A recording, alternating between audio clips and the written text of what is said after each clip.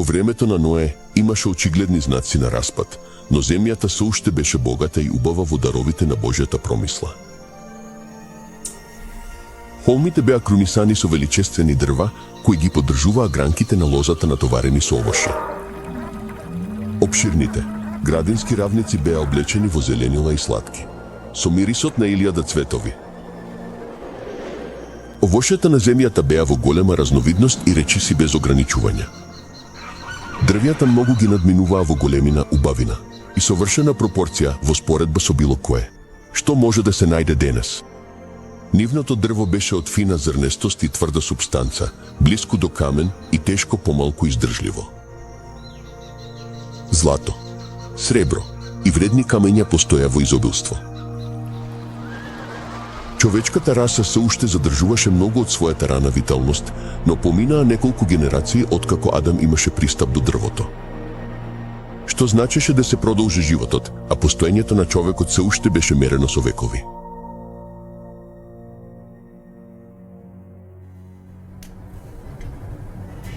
Ако тие долгоживеачи, со нивните ретки способности да планираат и извршуваат, се беа посветиле на служба на Бог, тие ќе го направеа името на својот Создател по фалба на земјата и ќе го исполнија целта за која им даде живот. Но тие не успеа да го направат тоа. Имаше многу гиганти, луѓе на голема висина и сила, познати по мудроста. Вешти во осмислување на највештите и чудесни дела, но нивната вина за давањето слобода на неправдата беше во пропорција со нивната вештина и ментална способност. Бог им даде на овие предпотопски многу и богати дарови, но тие ги искористија неговите благослови за да се обожуваат себе си и ги претворија во проклетство, фокусирајќи ги своите чувства на даровите, наместо да го почитуваат давачот. Тие ги користеа златото и среброто, вредните камења и избраниот дрвен материјал во изградба на своји живеалишта и се обидуваа да се надминат еден со друг во украсувањето на своите домови со највешто изработени дела. Тие само се стремеа да ги задоволат желбите на своите горди срца и се предаваа на сцени на задоволство и неправда. Не сакајќи да го задржат Бог во своето знаење, брзо дојдоа до тоа да го негираат неговото постоење.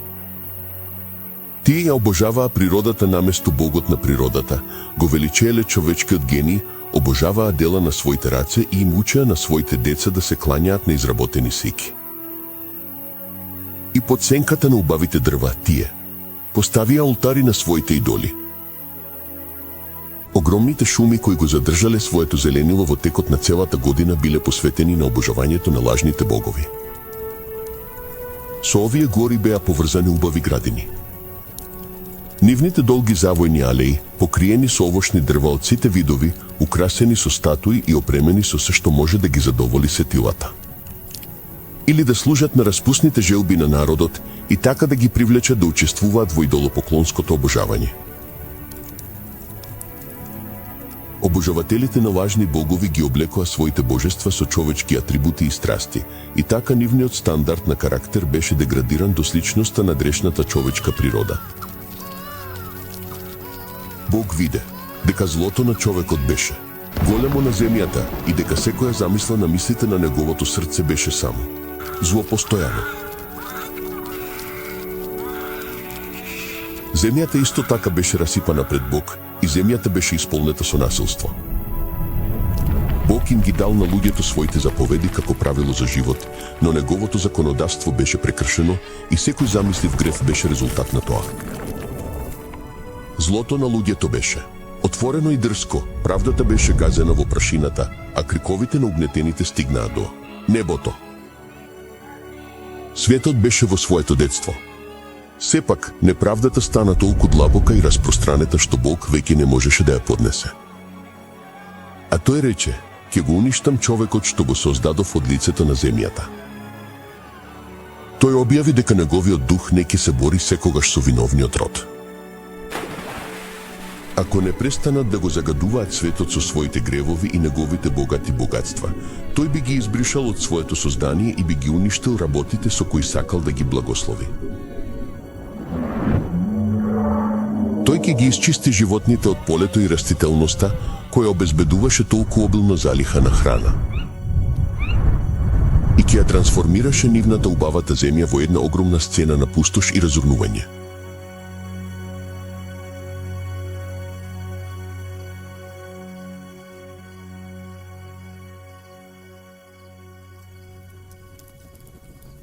Стои 20 години пред потопот, Господ, преку еден свет ангел, му објави Ное неговата намера и му нареди да изгради ковчег. Додека го градел ковчегот, требаше да проповеда дека Бог ќе донесе потоп на земјата за да ги уништи злите.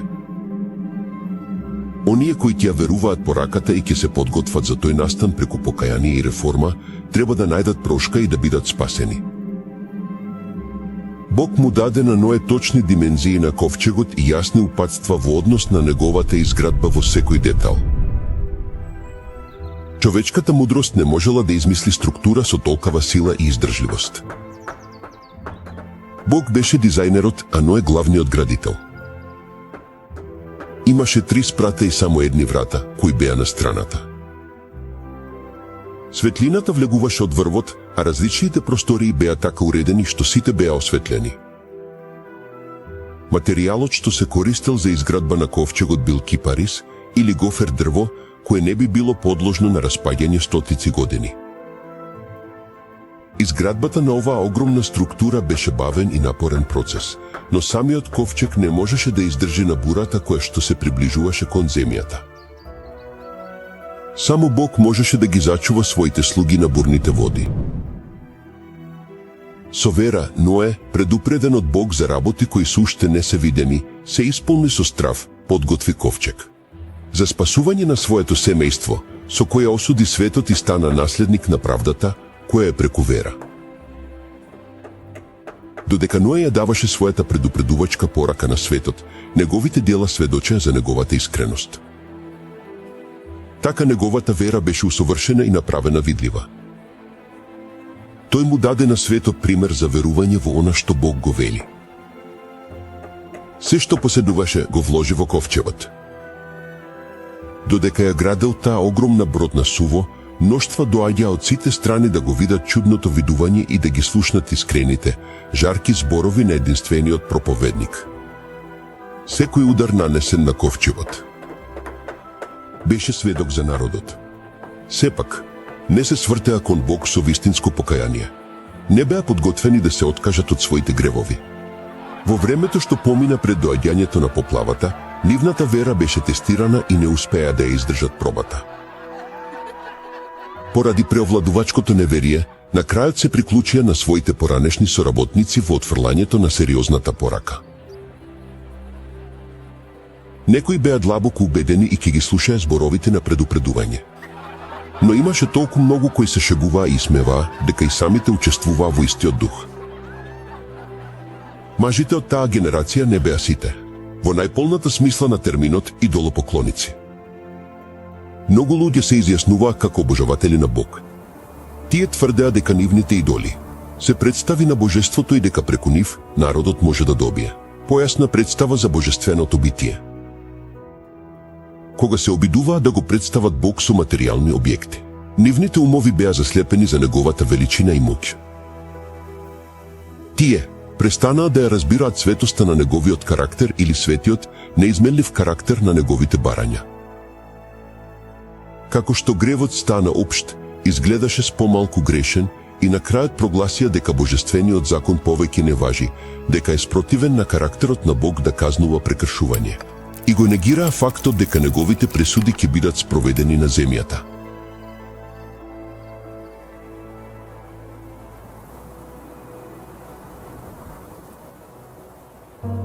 Ако мажите од таа генерација ја почитуваа божествената закон, тие ќе ја препознаеле Божјата глас во предупредувањето на неговиот слуга. Но нивните умови станаа толку заслепени од отфрлањето на светлината што навистина веруваат дека пораката на Ное е илузија. Не беа мноштва или мнозинства на страната на правдата. Светот беше против Божјата правда и неговите закони, а Ное беше сметан за фанатик. Светот се веселеше на глупоста на заблудениот старец. Наместо да го понижат срцето пред Бог, Тие продолжија со своето непослушност и злоба, како да Бог не им зборувал преку својот слуга. Но Ној стоеше како карпа среде бурата. Обкружен од популарно презирање и смевање, тој се истакна со својата света интегритет и непоколеблива верност. На неговите зборови им придружуваше сила, поврзаност со Бог. Му даде сила во силата на бесконечната моќ, додека 120 години, неговиот сериозен глас паѓаше на ушите на таа генерација. Во однос на настаните кои, колку што човечката мудрост може да суди, беа невозможни. Светот пред потопот размислуваше дека, со векови, законите на природата биле фиксни. Повторливите сезони дојдоа во својот ред. До сега, дожд никогаш не паѓал. Земјата била наводнета со магла или роса. Но со своето упорно противење на укорите на совеста, таа генерација ја исполни мерката на својата беззаконие и стана зрела за уништување. Периодот на нивната проба беше на работ на истекување. Ное верно ги следеше упатствата што ги доби од Бог.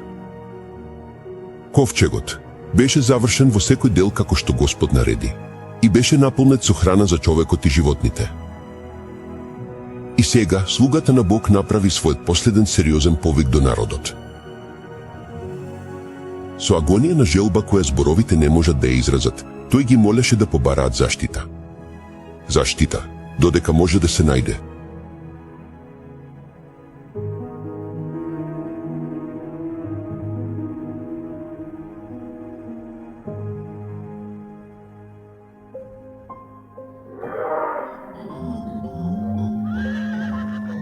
Животни од секој вид, најдивите, но и најнежните, се гледаа како доаѓаат од планините и шумите и тивко се упатуваа кон ковчегот.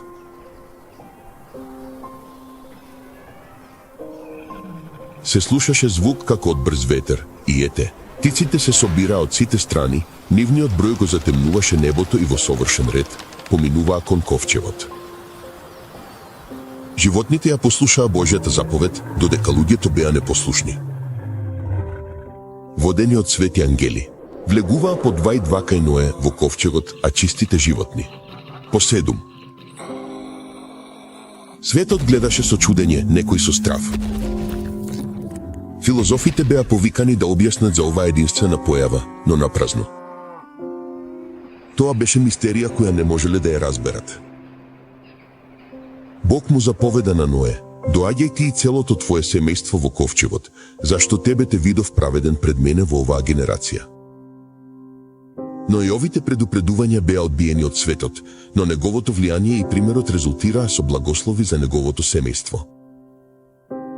Како награда за неговата верност и интегритет, Бог ги спаси сите членови на неговото семејство со него.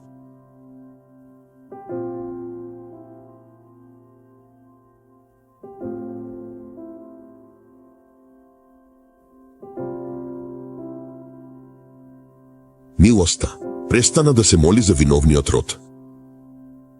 Животните од полето и птиците од воздухот влегоа во местото на засолниште. Ное и неговото семејство беа внатре во ковчегот и Господ ги затвори. Се гледа блесок на ослепувачка светлина и облак на слава, поинтензивен од муњата, светува од небото и лебди пред вратата на ковчегот. Масивната врата, која беше невозможно да ја затворат оние внатре, полека се затвораше на своето место од невидливи раце. Ное беше затворен внатре, а оние што ја одбија Божјата милост беа затворени надвор.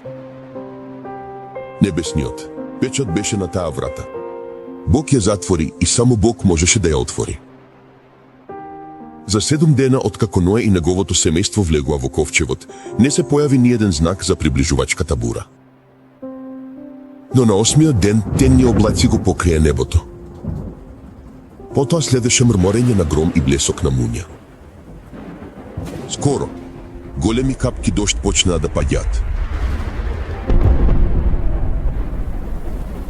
Светот никогаш не видел нешто слично на ова и срцата на луѓето беа исплашени.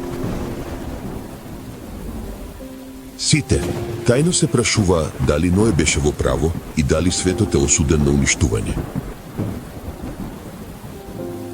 Небесата стануваа спотемни, а дождот паѓаше спобрзо. Животните се движеле во најголем страв, а нивните несогласни крици. Се чинеше дека се жалеа за нивната судбина и судбината на човекот. Тогаш, фонтаните на големата длабочина се разбија и прозорците на небото се отворија. Водата изгледаше како да доаѓа од облаците во моќни водопади. Реките се разлија од своите граници и прелеа низ долините. Струи вода избувнаа од земјата со неопислива сила, фрлајки масивни камења стотици метри во воздухот, а тие, при паѓањето, се закопаа длабоко во земјата.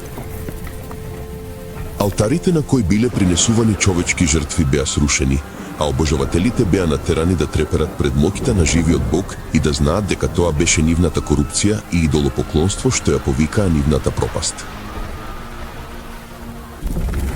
Како што насилството на бурата се зголемуваше, дрвја, згради, камења и земја беа фрлани во сите насоки. Стравот на човекот и животното беше надвор од опишување. Над ропот на бурата се слушаше плачот на народот што ја презираше авторитетот на Бог. Други беа во паника од страв, протегајки ги рацете кон ковчегот и молејки за прием. Но нивните молби беа залудни. Свеста конечно се разбуди да знае дека постои Бог кој владее на небесата. Некои, во својата оченост, се обидуваа да влезат во ковчегот. Но чврстата конструкција им одолеа на нивните напори. Некои се држаа за ковчегот додека не беа однесени од бујните води или нивниот хват беше прекинат од судир со камење и дрвја. Масивниот ковчег трепереше во секоја влакно додека беше удиран од немилосрдните ветрови и се движеше од бран до бран. Криците на животните внатре изразуваа нивната страф и болка, но среде војувачките елементи, ковчегот продолжуваше да плови безбедно.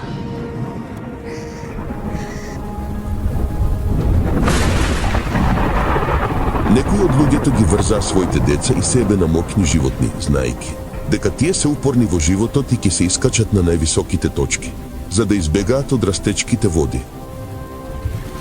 Некои се врзаа за високи дрвја на врвовите на редовите или планините.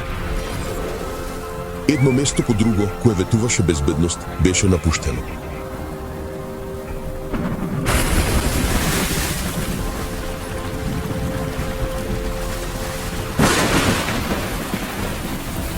Како што водите се искачуваа с повисоко, народот бегаше за засолниште на највисоките планини.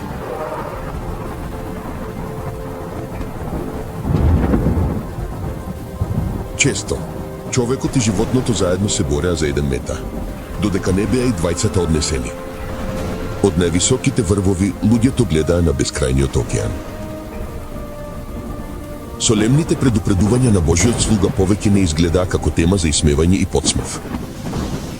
Како тие осудени грешници жудеа за можностите што ги пропуштија. Како што молеа за еден час проба, уште едно право на милост, уште еден повик од устните на Ное. Но сладкиот глас на милоста повеќе не можеше да се слушне од нив. Љубовта, не помалку од правдата, бараше Божите пресуди да стават. Ограничување на гревот.